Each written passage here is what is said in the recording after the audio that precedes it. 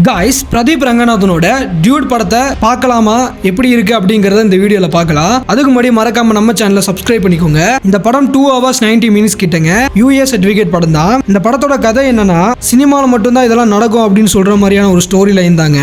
இந்த படத்தோட first half பாத்தீங்கன்னா கொஞ்சம் ஸ்லோவா தாங்க ஸ்டார்ட் ஆகும். ஆனா இன்டர்வல் கிட்ட போகும்போது லாஸ்ட் 30 minutes போர்ஷன் நல்லாவே இருந்துச்சுங்க. செகண்ட் ஹாஃப் பாத்தீங்கன்னா கதை எங்கெங்கயோ போய் ஒரு மாதிரி முடிஞ்சிருக்குங்க. இந்த ட்ரைலரை பார்க்கும்போது எத்தனை கட்ஸ் இருந்துச்சோ அதே மாதிரி இந்த படத்துல நிறைய கட்ஸ் இருக்குங்க. பிரதீப் ரங்கநாதனோட கேரக்டரைசேஷனும் ஆக்டிங்கும் சம் சீன்ஸ் எல்லாம் ஆக்டிங் சூப்பராகவே பண்ணியிருந்தாரு. மம்தா பேஜி பாத்தீங்கன்னா கொடுத்த ரோல நல்லாவே பண்ணியிருந்தாங்க. முக்கியமா சரத்குமாரோட கேரக்டரைசேஷன் நல்லா இருந்துச்சுங்க. அடுத்தடுத்ததா வரப்போற இம்பார்ட்டன்ட் சீன்ஸ்ல அடுத்து என்ன நடக்க போகுதுங்கிறத கெஸ் பண்ற மாதிரியான ஒரு ஸ்கிரீன் பே தாங்க பண்ணியிருந்தாரு கீர்த்திஸ்வரன். சாய் அபியங்கரோட சாங்ஸ் எல்லாம் தியேட்டர்ல கேட்க சூப்பரா இருந்துச்சுங்க.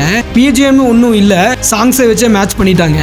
மொத்தத்துல கீர்த்திஸ்வரன் டைரக்ஷன்ல பிரதீப் ரங்கநாதனோட மத்த படங்களை விட ஆவரேஜான ஃபிலிம் மாதிரி தான் எனக்கு இருந்துச்சு.